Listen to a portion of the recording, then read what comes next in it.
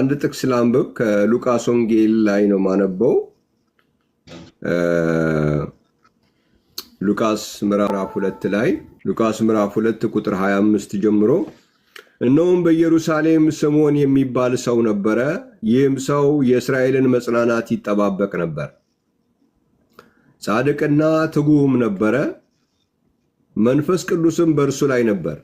በጌታም የተቀባውን ሲያይ ሞትን እንዳያይ በመንፈስ ቅዱስ ተረድቶ ነበር። በመንፈስም ወደ መቅደስ ወጣ። ወላጆቹም እንደ ሕጉ ልማድ ያደርጉለት ዘንድ ሕፃኑን ኢየሱስን ባስገቡት ጊዜ እርሱ ደግሞ ተቀብሎ አቀፈው።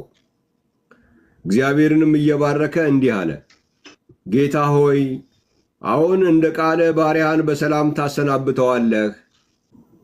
ዓይኖቼ በሰው ሁሉ ፊት ያዘጋጀውን ማዳንህን አይተዋልና ይህም ለአሕዛብ ሁሉን የሚገልጥ ብርሃን ለሕዝብህም ለእስራኤል ክብር ነው ይላል። እግዚአብሔር የተመሰገነ ይሁን። አጭር ጸሎት እንጸልይና እንግዲህ እንቀጥላለን ማለት ነው። ጌታችንና አምላካችን ሆይ ምስጋና ላንተ ይሁን። ይህም ቃል ከዚህም በኋላ የምናነባቸው ቃሎች ያንተ ናቸውና ቃልን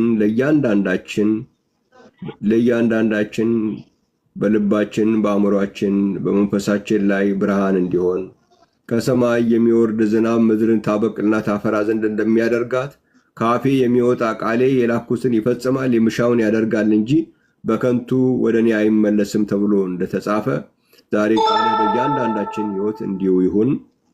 አሜን። እግዚአብሔር ይመስገን።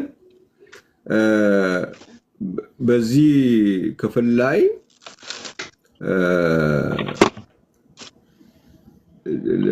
እንግዲህ ብዙ ሐሳብ አለ፣ ግን እኔ በዋናነት የማየው ምንድነው ቁጥር 27 ላይ ስምዖን በጌታ የተቀባውን ሳያይ ሞትን እንዳያይ በመንፈስ ቅዱስ ተረድቶ ነበረ፣ በመንፈስም ወደ መቅደስ ወጣ ይላል እና ስምዖን በመንፈስ ወጥቶ የተናገረው ነገር ምንድነው የሚለውን ነገር ደግሞ ስናይ ምን ይላል?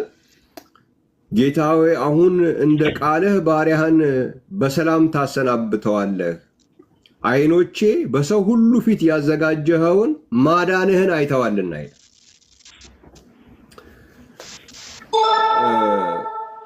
ክርስቶስ ሲወለድ ያዩ ብዙ ናቸው። እንግዲህ ከእነኛ ሰብአ ሰገልም መጥተው ኢየሱስን አይተዋል። እዚህ ጋር ደግሞ ስምዖንም አይተዋል። እግዚአብሔር ይመስገን። ነገር ግን ይሄ ስምዖን የተናገረውን ነገር አልተናገሩም። ስምዖን ምን ተናገረ? ሕፃኑን ካየው በኋላ በሰዎች ሁሉ ፊት ያዘጋጀኸውን ማዳንህን አይተዋል ነው ያለ። ይሄ የተዘጋጀው ነገር እዚህ ፊቱ ላይ ያለው ሕፃን እግዚአብሔር ያዘጋጀው ማዳን ነው ብሎ ነው የተረዳው። ዝም ብሎ አንድ ሕፃን ከሕፃናቶች እንደ አንዱ እንዳልሆነ ገብቶታል ማለት ነው። እግዚአብሔር ይመስገን። ስለዚህ ሕፃን ነው የምንነጋገረው። ይሄ እግዚአብሔር ያዘጋጀው የተባለለት እግዚአብሔር ያዘጋጀው ማዳን የተባለለት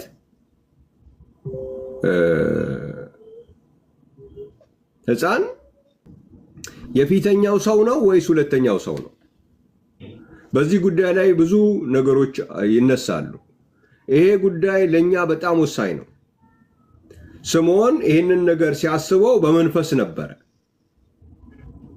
በጌታ መንፈስ ሆኖ ነው ወደ መቅደስ የሄደው። ሲያየው ደግሞ ዝም ብሎ ከሕፃናቶቹ እንዳንዱ ሳይሆን የተረዳው እግዚአብሔር ያዘጋጀው ዓይኖቼ በሰዎች ሁሉ ፊት ያዘጋጀኸውን ማዳንህን አይተዋል ነው። ዝም ብሎ አይደለም። በሌላ ቦታ ላይ ሲናገር ስጋን አዘጋጀ ነው የሚለው። በሐዋርያት ሥራ ምዕራፍ 17 ላይ ደግሞ እግዚአብሔር ቀን ቀጥሯል ይልና ባዘጋጀው ሰው እጅ በዓለም ሁሉ ላይ በጽድቅ ሊፈርዳለው ይላል። ይሄ እግዚአብሔር ያዘጋጀው ሰው ዝም ብሎ ሰው አይደለም፣ እግዚአብሔር ለማዳን ያዘጋጀው ሰው ነው ብሎ ያስቀምጣል። ስለዚህ ይሄ እግዚአብሔር ለማዳን ያዘጋጀው ሰው የተኛው ሰው ነው? ለምንድን ነው ያዘጋጀው? ይሄን ሰው በሰዎች ሁሉ ፊት ያዘጋጀውን ማዳንህን ነው የሚለው። ለኑሮ የተፈጠረ ሰው አይደለም። ለአሁን የፊተኛው ሰው የተፈጠረው ለመኖር ነው። እግዚአብሔርን እያመሰገነ አምላኩን እያመሰገነ እያከበረ እንዲኖር የተፈጠረ ሰው ነው። ይሄኛውም ሰው ልክ እንደ ፊተኛው ሰው የፊተኛው ሰው አይነት ሆኖ ነው የመጣው የሚለውን አስተያየት በእግዚአብሔር ቃል ትንሽ እንድንፈትሸው ፈልጋለሁ ዛሬ። እግዚአብሔር ይመስገን። ይሄ ሰው እንግዲህ እግዚአብሔር ያዘጋጀው የተባለው ሰው በዕብራውያን መጽሐፍ ምዕራፍ 10 ላይ ደግሞ ምን ተብሎ ተቀምጧል? በዚህኛው ላይ ሕፃን ነው የሚለው። በዕብራውያን መጽሐፍ ምዕራፍ 10 ላይ ደግሞ ስጋ ብሎ ይገልጸዋል። እግዚአብሔር ይመስገን። ዕብራውያን መጽሐፍ ምዕራፍ 10 ላይ ምንድነው ያዘጋጀው? ቁጥር 5 ስለዚህ ወደ ዓለም ሲገባ መስዋዕትና መባን አልወደድክም፣ ስጋን ግን አዘጋጀህልኝ። ይሄ ስጋ ለምን የተዘጋጀ ነው? በሉቃስ መሰረት ካየነው ደግሞ ለማዳን ሰዎችን ሁሉ ያዘጋጀው ነው። ያዘጋጀውን ማዳንህን ይላል። ለማዳን የተዘጋጀ ስጋ ነው ማለት ነው። አንዳንዴ ስጋ የሚለው ቃል በተለያየ መንገድ ይታያል። ግን መጽሐፍ ቅዱስ ውስጥ ስጋ ሲል ሰው ለማለትም ስጋ ሊል ይችላል መጽሐፍ ቅዱስ። ስለዚህ ለምሳሌ እግዚአብሔር በስጋ ተገለጠ ስንል የሆነ በሰው ተገለጠ ማለት ነው፣ ሰው ማለት ነው እንጂ የሆነ ዝም ብሎ አንድ ስጋ የሚባል ነገር ቅርጽና መልክ የሌለው ነገር ማለት ተደርጎ ሊወሰድ አይችልም በመጽሐፍ ቅዱስ አስተምህሮ መሰረት ማለት ነው።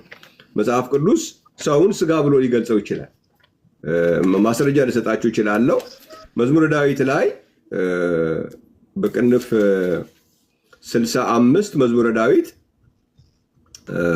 ቁጥር 1 ጀምሮ ባነበው አቤቱ በጽዮን ለአንተ ምስጋና ይገባል፣ ለአንተም ጸሎት ይቀርባል ይልና ስጋ ሁሉ ጸሎትን ወደምትሰማ ወደ አንተ ይመጣል ይላል። ስጋ ሁሉ ስለ ሰው ሁሉ ማለት ነው እንጂ የሆነ ምንም አይነት ማይንቀሳቀስ ነገር ዝም ብሎ የሆነ ቃላቱን መጠቀም አልፈለኩም። ዝም ብሎ ገባ ስጋ ሲባል የሆነ ምን ብዬ ልንገራችሁ፣ የሆነ ዝም ብሎ ምንም ይሄ ነው ተብሎ ሊነገር የማይችል ነገር ጸሎት ያቀርባል ማለት አይደለም። ሰው ማለት ነው። ስጋ ሁሉ ጸሎትን ያቀርባል ማለት ሰው ሁሉ ለማለት ነው። ስለዚህ አንዳንዴ ስጋ የሚለው ቃል ሰው የሚለውን ተክቶ ሊገባ ይችላል ማለት ነው። እግዚአብሔር ይመስገን። እግዚአብሔርም ሲናገር የስጋ ለባሽ ሁሉ አምላክ ነኝ ብሎ አንዳንዴ በሌላ ቋንቋ የስጋ ሁሉ አምላክ ነኝ ብሎ ይናገራል። ያ ማለት ግን የሰዎች ሁሉ አምላክ ነኝ ለማለት ነው እንጂ የሆነ ስለ አንድ ስፔሲፊክ የስጋ አይነት የስጋ ቁራጭ እንደዚህ አይነት ነገሮችን እያወራ አይደለም ማለት ነው። ስለዚህ እግዚአብሔር ያዘጋጀውን ማዳንህን ስጋን አዘጋጀህልኝ። በሐዋርያት ሥራ ምዕራፍ 17 ላይ ደግሞ ቁጥር 31 ስታነበው ደግሞ እዛ ላይ ደግሞ ሰው ብሎ ደግሞ ያመጣዋል። ሐዋርያት ሥራ ምዕራፍ 17 ላይ ደግሞ እንደዚህ ብሎ ያመጣዋል። ቁጥር 30 ላይ እንግዲህ እግዚአብሔር ያለማወቅን ወራት አሳልፎ አሁን በየቦታቸው ንስሐ ይገቡ ዘንድ ሰውን ሁሉ ያዛል፣ ቀን ቀጥሯልና በዚያ ቀን ባዘጋጀው ሰው እጅ በዓለሙ ሁሉ ላይ በጽድቅ ሊፈርዳለው። ስለዚህም እርሱን ከሙታን በማስነሳቱ ሁሉን አረጋግጧል ይላል። ስለዚህ ይሄ ሰው ለእኛ ቬሪ ኢምፖርታንት ነው። አይ ሌላ ቦታ ላይ እኮ ብዙም ቦታ አይሰጡትም ይባላል ነው። ሌላ ቦታ ላይ ለምን እንደማይሰጡት ሌላ ቦታ እነሱ ናቸው መጠየቅ ያለባቸው። እዚህ ግን ይሄ ሰው ትልቅ ቦታ አለው። ለምን? የተዘጋጀልን የማዳናችን ጉዳይ ስለሆነ፣ ከመዳናችን ጋር የሚገናኝ ነገር ስለሆነ፣ እግዚአብሔር ሰዎችን ለማዳን ያዘጋጀው ነው ተብሎ ስለተጻፈ ይሄ ጉዳይ ከመዳናችን ጋር ስለሚገናኝ ስለዚህ ሰው ስለዚህ ስጋ ዛሬም እንደገናም ነገም በኋላም እንናገራለን። አንዳንድ ቦታ ላይ ምንድነው እነኚህ ሰዎች ቶፒክ የላቸውም እንዴ? ርዕስ የላቸውም እንዴ? ይሄ ሰው ይሄ ስጋ ይሄ ሰውነት የፊተኛው ሰው ሁለተኛው ሰው ምን ህይወት የሆነ ነገር አይሰብኩም እንዴ? ምንድነው ወንጌል አይሸትም? እነዚህ ሰዎች የሚያወሩት ነገር ክርስቶስ ያድናል፣ ይፈውሳል፣ የቆርቆሮ ፋብሪካ ይከፍትልሃል፣ እንደዚህ ምናምን አይሉም እንዴ? ይሉናል። አንልም። የሚበልጥ ነገር ስላለ እዚህ ጋር ሰዎችን ሁሉ የሚያድን ትልቅ ጉዳይ ስላለ ይሄ ጉዳይ ደግሞ ከዚህ ሰውነት ጋር ይገናኛል። እግዚአብሔር የተመሰገነ ይሁን። ለዚህ ነው ከሙታን የሚያስነሳው ብሎ ይህንን ሰው ከሙታን ያዘጋጀውን ሰው አስነስቶታል። ስለዚህ ጉዳይ አለን ከዚህ ሰውነት ጋራ፣ ጉዳይ አለን ከዚህ ስጋ ጋራ። እግዚአብሔር የተመሰገነ ይሁን። ስለዚህ ይሄ ሰው የፊተኛው ሰው ነው ወይስ ሁለተኛው ሰው ነው የሚለውን ነገር እያጠራን እንሄዳለን። ለዚህ ቀጥታ መወስዳችሁ አንደኛ ቆሮንቶስ ምዕራፍ 15 ላይ ነው። አንደኛ ቆሮንቶስ ምዕራፍ 15 እግዚአብሔርን ስለ ቃሉ በጣም ነው ማመሰግነው። እንዴትም ተደርጎ ሊወላገድ በማይችል መልኩ ቁጭ ብሏል። ይሄ አንደኛ ቆሮንቶስን መንፈሳዊ ለማድረግ የሚሞከር ነገር አለ። አንደኛ ቆሮንቶስ የሚያወራው ስለሚበሰብስ እና ስለማይበሰብስ ስጋ ነው የሚያወራው። ስለሚበሰብስ ሰውና ስለማይበሰብስ ሰው ነው የሚያወራው እንጂ መንፈሳዊነታችንን መናገር ሲፈልግ እኮ ይናገራል እኮ ስለ መንፈሳዊ ስለ አሮጌው ሰው አሮጌው አዳም ብሎ አሮጌው ሰው ብሎ ይናገራል። አዲሱ ሰው ብሎ ደግሞ ስለ መንፈሳዊው በክርስትና ስለምናገኘው ስለ መንፈሳዊ ሰው ደግሞ ይናገራል። የፊተኛው ሰው ብሎ ሲናገር ግን ፊዚካል ነው። የፊተኛው ሰው ፊዚካል ነው። አሮጌው ሰው ሲል ግን መንፈሳዊ የድሮ ማንነት ወደ ክርስትና ህይወት ውስጥ ለክርስትና ራሳችንን ከማስገዛታችን በፊት ያለውን ህይወት አሮጌው ሊባል ይችላል።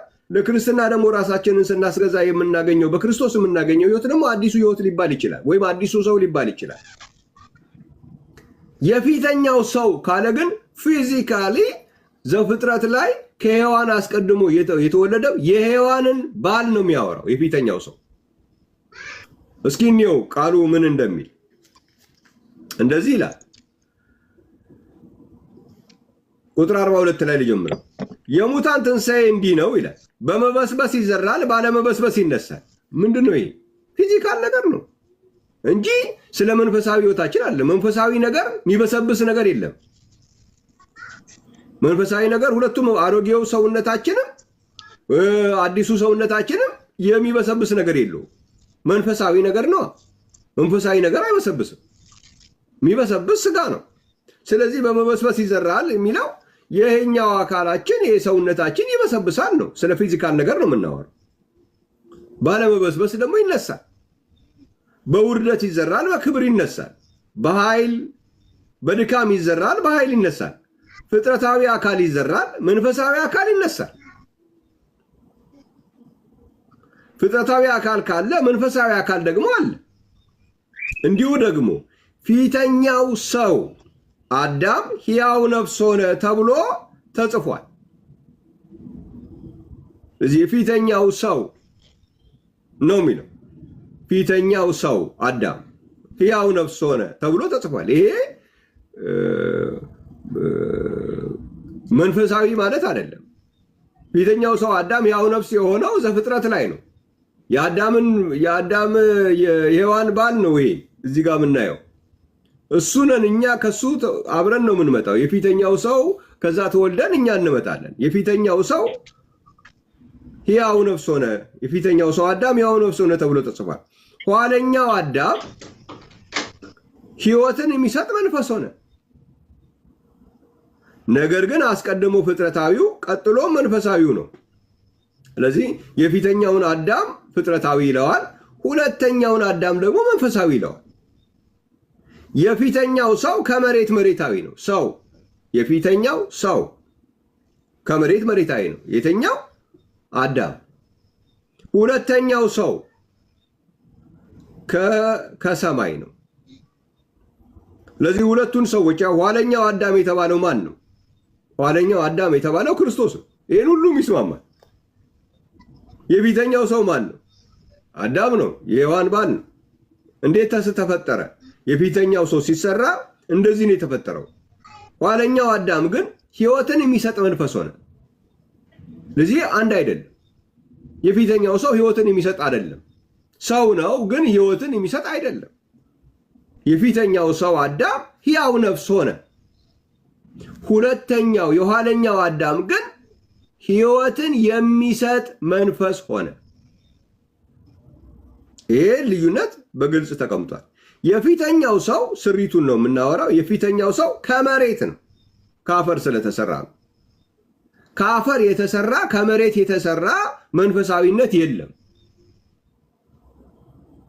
ከክርስቶስ በፊት ወደ ክርስትና ከመምጣታችን በፊት ያለው አሮጌው ሰዋችንም ከአፈር አይደለም የተሰራው።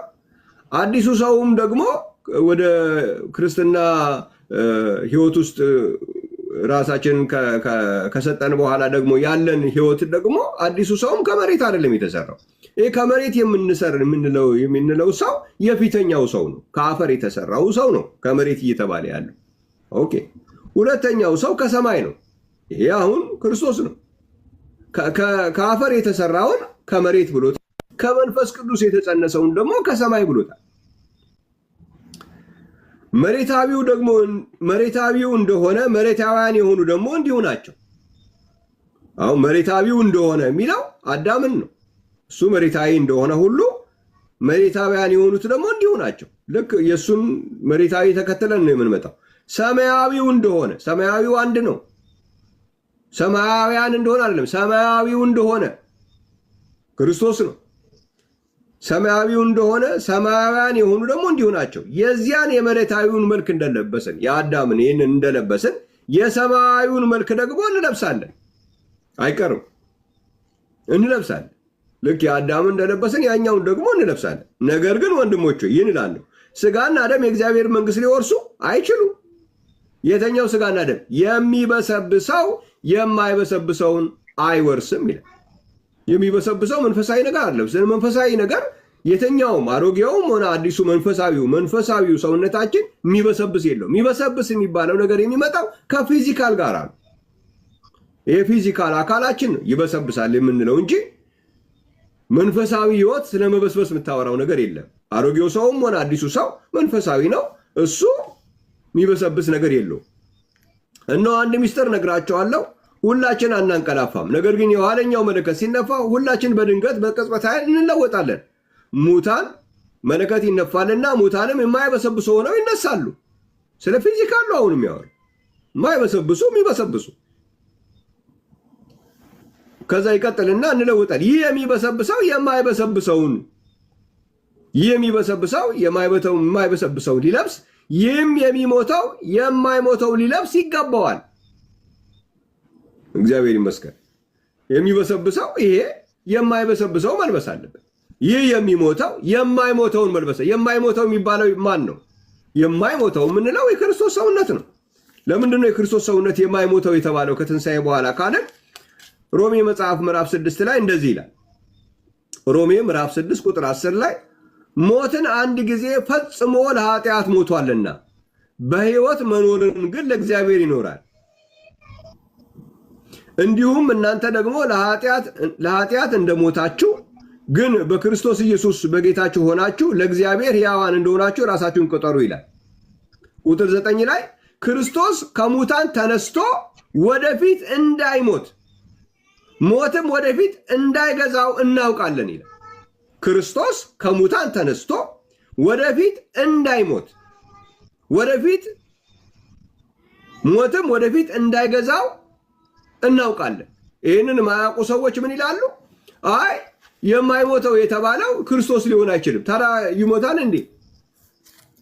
አንድ ጊዜ እኮ ነው። አንድ ጊዜ ለኃጢአት ሞቷል። ከዚህ በኋላ ግን ክርስቶስ ከሙታን ተነስቶ ወደፊት እንዳይሞት ሞትም ወደፊት እንዳይገዛው፣ ስለዚህ የማይሞት ነው። ከዚህ በኋላ ማለት አንድ ጊዜ ነው ለኃጢአት የሞተው፣ ከዛ በኋላ የማይሞት። ስለዚህ የማይሞተውን እንለብሳለን። ይህን ክርስቶስ ከሞትን ከተነሳ በኋላ ምንድነው የሚሆነው? የማይሞት ነው ተብሏል። ስለዚህ እሱን እንለብሳለን። እግዚአብሔር የተመሰገነ ይሁን። ይሄ ስጋ ይሄ ሰው ሁለተኛው ሰው የለበሰው የሚቀድስ ስጋ ነው። በዕብራውያን መጽሐፍ ምዕራፍ 10 ላይ ቁጥር 10 እንደዚህ ይላል፣ በዚህም ፈቃድ የኢየሱስ ክርስቶስን ስጋ አንድ ጊዜ ፈጽሞ በማቅረብ ተቀድሰናል ይላል። የኢየሱስ ክርስቶስን ስጋ አንድ ጊዜ ፈጽሞ በማቅረብ ተቀድሰናል። የኢየሱስ ክርስቶስ ስጋ የሚቀድስ ስጋ ነው። አንድም ቦታ ላይ የእኛን ስጋ የሚቀድስ ስጋ አይልም። የእኛ ስጋ መቀደስ የሚያስፈልገው ስጋ እንጂ የሚቀድስ ስጋ ያለው ሰው የለም። ይሄ ለክርስቶስ ሰውነት የተሰጠው ለክርስቶስ ስጋ የተሰጠውን ሰውነት መጣል፣ ማዋረድ፣ ማቃለል ለምን ያስፈልጋል? ምንድን ነው ጥቅሙ? ኖ አይደለም። የክርስቶስ ስጋ የፊተኛው ሰው መሆን አለበት ብሎ ትግሉ ለምንድን ነው ያ ትግል የሚያስፈልገው? ክርስቶስ የከበረውን ስጋ ክቡር ስጋውን እንዲመስል የተዋረደው ስጋችን ይለውጣል ተብሎ እንዳለ የከበረ ስጋ ቢኖረው ምናችን ይጎዳል? አንዳንዴ ክርስቶስን እናከብራለን እሱ ከፍ እንዲል ከፍ ይበል ብሎ የሚያስቡ ሰዎች ራሳቸው የክርስቶስ ስጋ የሚቀድሰው ስጋ መባል የለበትም። ታዲያ ምን ይባል? የኛ አይነት ነው። የኛ አይነት ከሆነ ለምን እንዴት ያድርጎ ይቀድሳል እንዴ?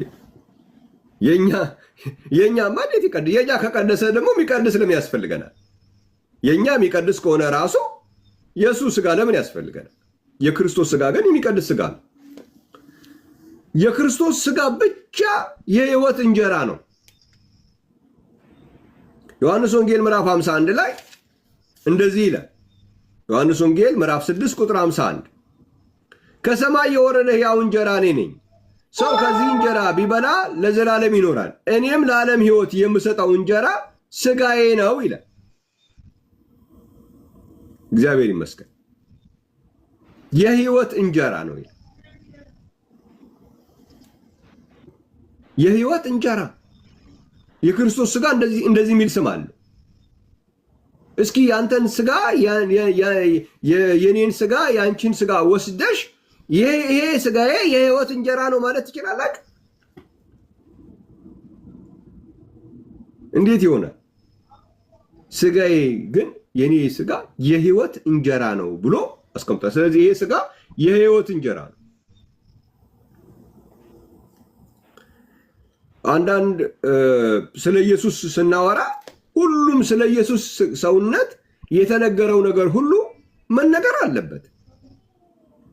አንዷም ነገር የተጻፈችው አንዷም ነገር ልትቃለል አይገባም። ለምሳሌ የተራራውን ሰው አንስቻለሁ በአንድ ክፍል ውስጥ ገብቼ አሁንም አነሳዋለሁ። ይሄ አይነበብ ነው የሚሉን። ለምንድን ነው የማይነበበው? ከተነበበ ደግሞ እንደሱ አይነት ሰው ካለ ሊቀርብልን ይገባል። የተራራው ሰው ማቴዎስ ወንጌል ምዕራፍ 17 ላይ ነው የሚገኘው። ከ6 ቀን በኋላ ኢየሱስ ጴጥሮስን፣ ያዕቆብን፣ ወንድሙን ዮሐንስን ይዞ ወደ ረጅም ተራራ ብቻቸውን አወጣቸው። በፊታቸው ተለወጠ፣ ፊቱ እንደ ፀሐይ በራ፣ ልብሱ እንደ ብርሃን ነጭ ሆነ። እንዴት ይሆናል ይሄ? የፊተኛው ሰው ነው። ፊቱ እንደ ፀሐይ በርቶ እንደ ፀሐይ በራ ነው የሚለው። ይሄ ዝም ብሎ ብዙ ጥናትም መደረግም አያስፈልግም። በጣም አዝናለሁ የሚሉ ሰዎች በጣም አዝናለሁ እንደ ፊቱ እንደ ፀሐይ በራ የሚለውን በቁም ነገር የሚወስዱ ሰዎች መኖራቸው በጣም ታዲያ በምን እንውሰደው? በቁም ነገር እንድንወስደው ካልሆነ የተጻፈው በምን እንድንወስደው ነው የተጻፈው እንዴ? ይህንን እንደዚህ እንደ ፀሐይ የሚበራን ነገር መቋቋም የሚችል የሰው ሰውነት የለም። እንዴ ተገብቶ ጥናት ለምንድን ነው ማናጠናው? እንዴት አይጠናም እንዴ? እንደ ፀሐይ በራ ሲባል እንደ ፀሐይ ምን አይነት ብርሃኗ ምን ያክል ነው የሚባል ነገር መጠናት የለበትም እንዴ? እንዲያውም የዚያን ያክል ምንድነው ተስፋ የሚያስቆርጥ ነገር ነው። 15 ሚሊዮን ዲግሪ ሴንቲግሬድ እኔ አይደለም የጻፍኩት፣ ጥናት ነው ያጠናሁት። እናንተ ምን ገብታችሁ ቼክ አድርጉ። የፀሐይ ኮር ቴምፕሬቸር ብላችሁ ገብታችሁ ጎግል አድርጉ። 15 ሚሊዮን ዲግሪ ሴንቲግሬድ ይላል። ምን ላድርገው እንዴ 15 ሚሊዮን ቀርቶ 15 ዲግሪ ሴንቲግሬድ የማይችል ሰው ኖ የክርስቶስ ስጋ በቃ የኔ ስጋ ጋር አንድ ነው መብታችሁ ነው። እኔ ግን ማለት አልችልም። እንኳን 15 ሚሊዮን ዲግሪ ሴንቲግሬድ ቀርቶ የኔ በስንት ዲግሪ እንደዚህ ብሏል። ደግሞ ሞክሩት እናንተ ስንት ዲግሪ እንደምትችሉ ሞክሩና አይሁት። ግን እንደ ፀሐይ በራ የሚለውን በፍጹም ሊሻር አይችልም። እንደዚህ አይነት ሰውነት የለም። የፊተኛው ሰው 15 ሚሊዮን ዲግሪ ሴንቲግሬድ እንደ ፀሐይ በራ የተባለ የፊተኛው ሰው የለም እስከዛሬ ከክርስቶስ ስጋ ውጪ ከክርስቶስ ሰውነት ውጪ እንደዚህ አይነት መቋቋም የሚችል ሌላ ሰው ነበረ ከተባለ ይምጣ። አሁንም ሊኖር ይችላል፣ አላቅም። የኛ አይነት ነው የምትሉ ሰዎች አሳዩን እንደሱ። የዛን ያክል የፀሐይን ነገር መቋቋም የሚችል እኔ አለ አንተ ስለማታምን ነው እምነት ስለሌለህ ነው እንጂ እኛ ሰፈር አለ ብላችሁ የምትሉ አሳዩን፣ እኛ እናምናለን። ከሌለ ግን የለም። በቃ ይሄ ለክርስቶስ የተሰጠ ነው። በዛ ደረጃ እንሰብክለታለን። እንደ ፀሐይ መብራት የቻለ ሰውነት የክርስቶስ ብቻ ነው ብዬ እሰብካለሁ፣ እናገራለሁ እስክታመጡልኝ ድረስ። አይ አይደለም አንተ ተሳስተ ነው እንጂ እንደ ፀሐይ ቢበራም ምንም መሆን የማይችል ሰው ይኸው እዚህ ጋር የኛም ሰውነት አለ ብላችሁ አቅርቡ፣ እንቀበላለን። እግዚአብሔር ይመስገን። ከዛ ውጭ ግን ሌሎች ሐሳቦች በሙሉ ለምሳሌ አንድ የምንቀበላቸው ነገሮች አሁን ከማርያም ነው የተወለደው። ከማርያም አልተወለደም አላለም። ጽንሱ ከመንፈስ ቅዱስ ነው አልን እንጂ ከማርያም ነው የተወለደው። ከማርያም የተወለደ የማህፀን ፍሬ ሊባል ግድ ነው። ሉቃስ ላይ ተጽፏል፣ አይታችሁታል።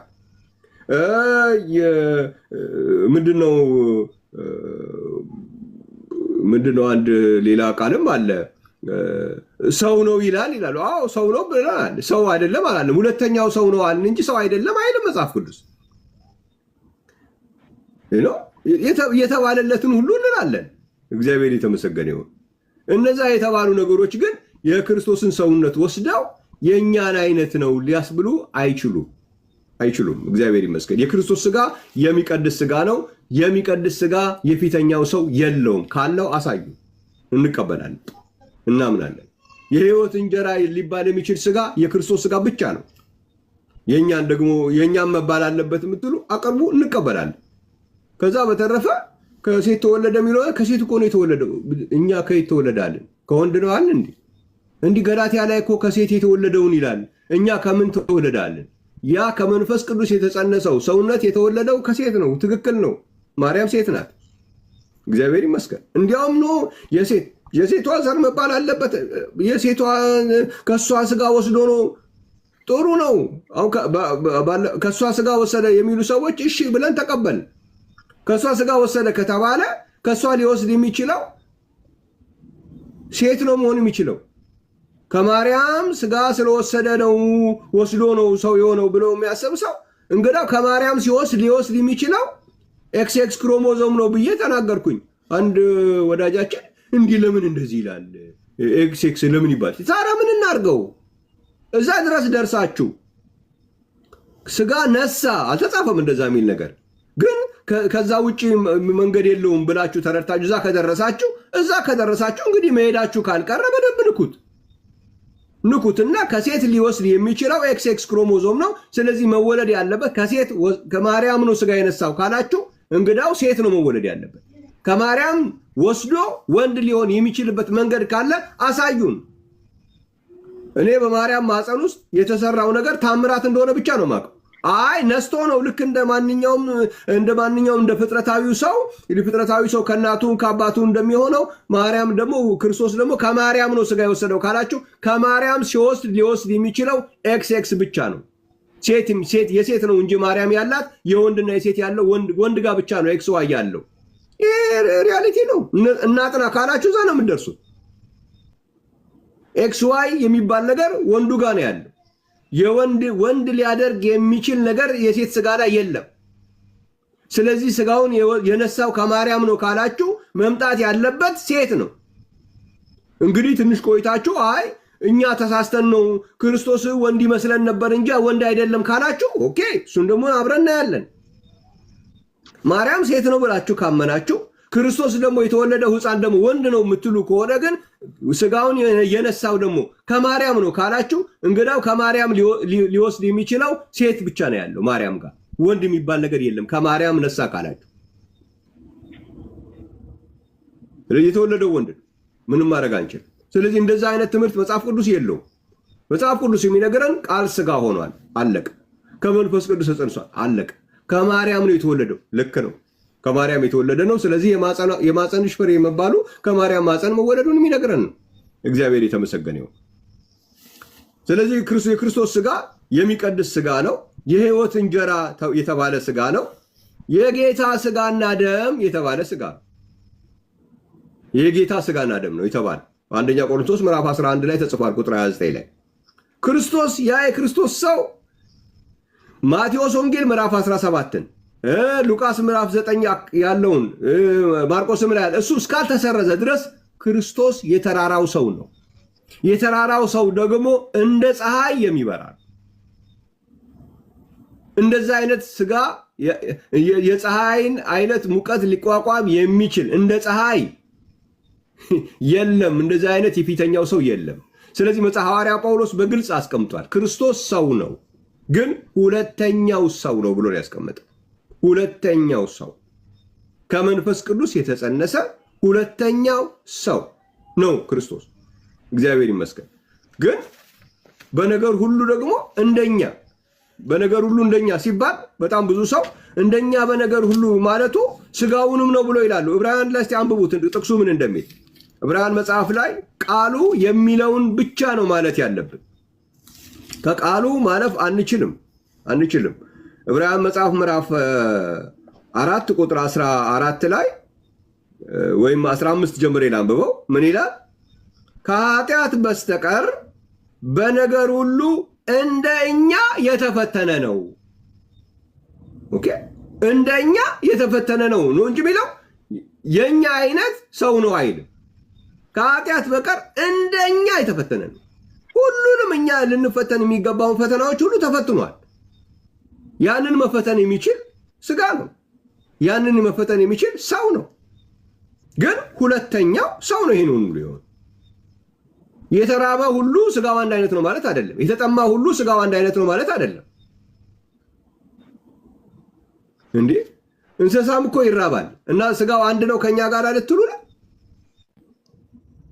የተራበ ነገር ሁሉ ፈልጋችሁ አይ የተኛ ሁሉ ፈልገው እሱም ተኝቷል እኛም ሌላውም እኮ እንስሳም ይተኛል እኮ። እንስሳ ስጋና የሰው ስጋ የተለያየ ነው። የሁለተኛው ሰውና የፊተኛው ሰውም ስጋ የተለያየ። የፊተኛው ሰው ከመሬት መሬታዊ ነው። ሁለተኛው ሰው ከሰማይ ነው። ሁለተኛው ሰው ብቻ ነው የጌታ ስጋና ደም የተባለው። አንደኛ ቆሮንቶስ ምዕራፍ 11 ቁጥር 29ን አነበዋል። እግዚአብሔር ይመስገን። አንደኛ ቆሮንቶስ ምዕራፍ 11 ቁጥር 29 ላይ ምን ይላል? ከ27 ጀምሬ ላንብበው። ስለዚህ ሳይገባው ይህን እንጀራ የበላ ወይም የጌታን ጽዋ የጠጣ። ስለዚህ ጽዋው እና እንጀራው ያው ፊዚካሊ ሳይሆን የሚዘጋጀውን እንጀራና ስጋ ለዛ መታሰቢያ ነው ብሎ ነው የሚለው። ስለዚህ ልክ የጌታን ስጋ የምንካፈልበት መንገድ ነው። ግን ምንድን ነው የሚለው? የጌታን ጽዋ የጠጣ ሁሉ የጌታ ስጋና ደም ዕዳ አለበት ይላል። ያና ስጋና ደሙን የማን ነው የሚለው? የጌታ ስጋና ደም ነው። ስለዚህ የጌታ ስጋና ደም ይባላል ማለት ነው። ያ ስጋና ደም የፊተኛው ሰው ስጋና ደም አይደለም፣ የጌታ ስጋና ደም ይባላል። እግዚአብሔር የተመሰገነ ይሁን ስለ ቃሉ ማለት ነው። እግዚአብሔር ይመስገን። ስለዚህ የጌታ ስጋና ደም እንላለን። ሁለተኛው ሰው እንላለን። ከመንፈስ ቅዱስ የተጸነሰ ሰው ነው፣ ሌላ የለም። ከመንፈስ ቅዱስ የተጸነሰ ሌላ የለም። ከሴት ከአንዳንድ ጊዜ አዳም ሔዋን አባት እናት ሳይኖራት ከአባት ብቻ የተገኘች፣ ክርስቶስ ደግሞ አባት ሳይኖረው ከእናት የተገኘ ምናምን ይላል ነው። እንደዛ አይነት ነገር የለውም እኮ። እንደዛ አይነት ማች የለውም። ሔዋን እኮ ከአዳም ስትገኝ እኮ ከተዛው ከተፈጠረው ከአዳም አጥንት ተወስዶ ነው። ከዛው ከአፈሩ ላይ ነው አጥንቱ የተወሰደው። ወደ ክርስቶስ ስንመጣ ከመንፈስ ቅዱስ ተጸነሰ ነው። ስለዚህ ማይገናኝ ነገር ነው። ሔዋንም ሆነ አዳም በፅንስ የመጣ ነገር የለም። ከመንፈስ ቅዱስ እንኳን ቀርቶ ፅንስ የሚባል ታሪክ የለውም እዛ ጋር። እዚህ ጋር የክርስቶስ ብቻ ነው ከመንፈስ ቅዱስ ተጸነሰ ተብሎ የተነገረለት ሰውነት የክርስቶስ ሰውነት ብቻ ነው። ስለዚህ የተጻፈለትን ልንልለት ይገባል። የተጻፈለትን የተራራው ሰው ነው ፊቱ እንደ ፀሐይ ይበራል እንልለታለን። እንደዛ አይነት ሰው በምድር ላይ ሌላ የለም። የሚቀድስ ስጋ ነው ተብሎ ተጽፎለታል። የሚቀድስ ስጋ ነው እንላለን። የክርስቶስን ስጋ ብቻ። በምድር ላይ ሌላ የሚቀድስ ስጋ የለም የለም። የክርስቶስ ስጋ የህይወት እንጀራ ተብሏል። የክርስቶስን ስጋ የህይወት እንጀራ ነው እንልለታለን። ሌላ ነገር አንልም፣ አልተጻፈም። ነሳ አንልለትም፣ ወሰደ አንልለትም፣ አልተጻፈም። የተጻፈለትን ላለማለት ያልተጻፉ ቃሎችን አንፈጥርለትም። የተጻፈለትን ላለማለት ያልተጻፉ ቃሎችን አንፈጥርለትም። የተጻፈውን ብቻ እንላለን። ደብል ስታንዳርድ። አሁን አንዳንድ ጊዜ ስለ ቅድስት ማርያም በሚነገርበት ጊዜ ከተጻፈው አልፎ የሚነገሩ ሰዎች ከተጻፈው ያለፉ ነገሮችን ሰዎች በሚያወሩበት ጊዜ የተጻፈላትን ብቻ እንበል ያልተጻፈ አንበል እንደሚባለው ስለ ክርስቶስም ደግሞ የተጻፈለትን ብቻ እንበል። የተጻፈለትን ደብል ስታንዳርድ አይገባም። የተጻፈለትን እንላለን። እግዚአብሔር ይመስገን። ሁለተኛው ሰው ነው ተብሏል። ለምን ሁለተኛው ሰው ሊባል ይቻለ? አዲሱ ሰው አይደለም የተባለ ሁለተኛው ሰው። ይህንን የሚያጋጨው አሉ። አይ መንፈሳዊውን ለማመልከት እኮ ይሄ አሮጌው ህይወታችንና አዲሱ ህይወታችን ለማመልከት ነው። እሱ አይደለም እዚህ ጋር ያለው። እግዚአብሔር ይመስገን። እዚህ ጋር ያለው ሁለተኛው ሰው ነው። ከመንፈስ ቅዱስ የተጸነሰ ሰው ነው። እግዚአብሔር ይመስገን። እነዚህን ነገሮች እንላለን። አሁን አንድ እኛ ስንጸነስ ኢዮብ መጽሐፍ ምዕራፍ 11 ላይ ይመስለኛል እችን ነገር ልበላትና ሐሳቤን ላጠቃል። ለጥያቄ ጊዜውን መስጠት አለብኝ። ኢዮብ ምዕራፍ 31 ላይ አንድ ቃል አነባለሁ። ይሄ ለቃሉ ታማኝ መሆን አለበት ስንል እኛ ሰዎችን ማሳመን የምንፈልገውን ነገር እንዲያምኑልን ብቻ የምንጠቅሰው መሆን የለበትም። የእውነት ነው ለቃሉ ታማኝ መሆን ያለብን እንጂ ሰዎች የእኛን ሀሳብ እንዲቀበሉ ጫና ለማሳደር ብቻ የምንጠቀምበት ቋንቋ መሆን የለበትም። እንደዛ መሆን የለበትም። ህዝቡ ላይ ጫና ለማሳደር ብቻ በቃሉ ታማኝ መሆን አለበት፣ ለቃሉ ታማኝ መሆን አለበት እንላለን። ግን እኛ ራሳችን ግን ለቃሉ ታማኝ መሆን አንፈልግም። ስለዚህ ለቃሉ ታማኝ መሆን የሚባለው ነገር ሰዎችን ለማሳመኛ ብቻ፣ ለቃላት ማሳመሪያ ብቻ፣ ሰዎች ላይ ከኛ ጋር የሚወያዩ ሰዎችን ሀሳባቸውን ለማስጣል ብቻ መሆን የለበትም። የእውነት ለቃሉ ታማኝ መሆን አለበት። ኢዮብ መጽሐፍ ምዕራፍ 11 ላይ ይቅርታ 30 አይ ቲንክ ካልተሳሳትኩኝ 31 ላይ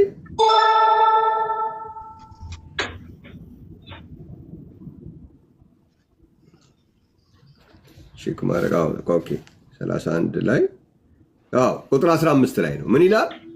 እኔን በማዕፀን የፈጠረ እነርሱን የፈጠረ አይደለምን? በማዕፀን ውስጥ የሰራን አንድ አይደለምን ይላል። አሁን በማዕፀን የሰራን አንድ አይደለምን የሚለው ፈጣሪውን ነው የሚናገረው እንጂ በማዕፀን የተሰራ ሁሉ ከአንድ አይነት ነገር የተሰራው ማለት አይደለም።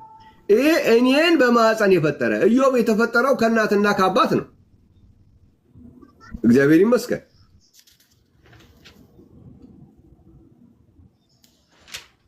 ስለዚህ ይህን ወስዶ ከክርስቶስ ጋር ማገናኘት አንችልም። ክርስቶስ ብቻ ነው ከመንፈስ ቅዱስ ተጸነሰ የሚባለውን ነገር ቃሉን ብቻ አይደለም ማየት ያለብን። ከምንድን የተጸነሰው ነው? ፅንስ የሚለው ቃል እኮ ለምኞትም ቀርቧል አይደለም? ያዕቆብ መጽሐፉን ያነበባችሁ ሰዎች ምኞት ጸንሳ ኃጢአትን ትወላለች ይላል። ጸንሳ ካለ ከማንና ከማን? ኦኬ ከዛ በማህፀን ውስጥ እያላችሁ እንትኑት አይደለም፣ መንፈሳዊ ቋንቋ ነው እዛ ጋር ያለው። ምኞት ጸንሳ ኃጢአት ትወላለች። ጸነሰች ስለሚባል ቃል ፅንስ የሚባል ቃል ስላለ ተብሎ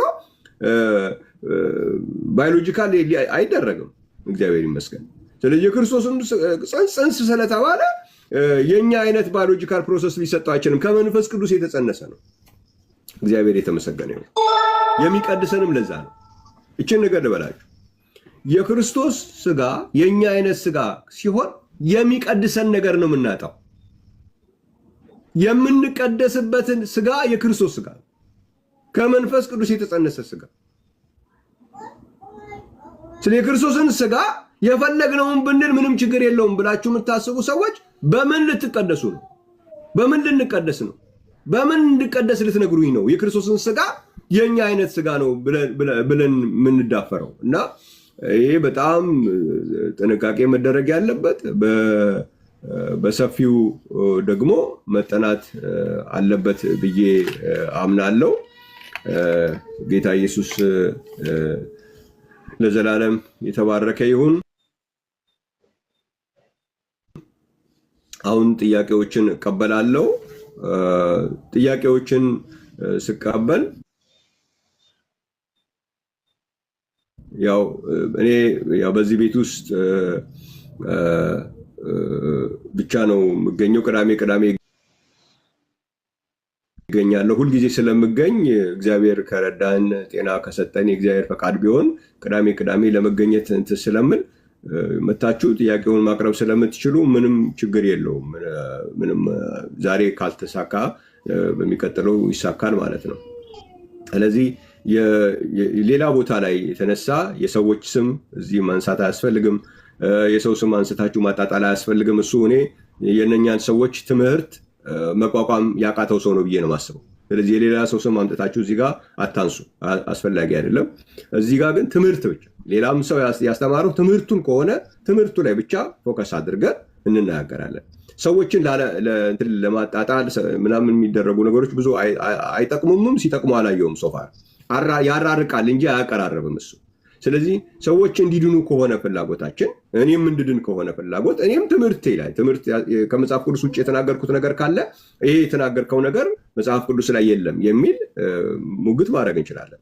ከቻላችሁ ደግሞ አሁን እያለው ምንድነው የሚባለው ልትነግረኝ የምትፈልገው ነገር ካለ ምንድነው if you have something to say it on my face የሚባል አንድ ሴት ስትናገር የሰማሁት አባባል አለ። ወድጄዋለሁ። if you have something to say it on my face ስለኔ ማለት የምትፈልገው ነገር ካለ እኔ እዚህ ፊት ለፊት እያለሁ በለኝ እንደማለት ነው። እኔ ከወጣው በኋላ ክፍል ከፍቶ ቀደም እዛ ከላይ ሲናገር የነበረው ምናምን እሱ ሽንፈት የመንፈሳዊነት ደረጃ አይደለም። እዚህ ቦታ ነው የምገኘው ሁልጊዜ የምልበት ሌላው ምክንያት ምንድነው? በእኛ በቤተ ክርስቲያን የዚህ የሶሻል ሚዲያው እንትን ትንሽ የተበላሸ ነገር አለ። ስለዚህ የሚዲያ መመሪያ ወጥቷል ማለት ነው። ስለዚህ በመመሪያው መሰረት ከመመሪያዎቹ አንዱ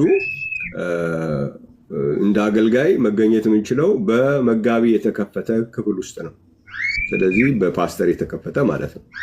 ፓስተር ያለበት ቤተክርስቲያን ፓስተሩ እውቅና ያገኘ መሆን አለበት ነው የሚለው። ምክንያቱም ዝም ብሎ እንትኑ በዛ የስድድቡ አንዳንድ መደነቋቆሩ ምንም ስላለ ማኔጅ ማድረግ አልተቻለም።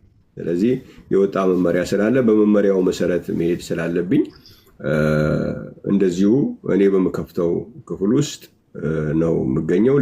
እዚሁ ይኸው በሩን እየከፈትኩ ነው። ገብታችሁ ስህተት ነው ብላችሁ የምታስቡትን እንደ እግዚአብሔር ቃል አይደለም ብላችሁ የምታስቡትን ነገር መጠየቅ እንድትችሉ ይኸው በሩን ከፍቻለሁ። አሁን ገስት መላክ ትችላላችሁ።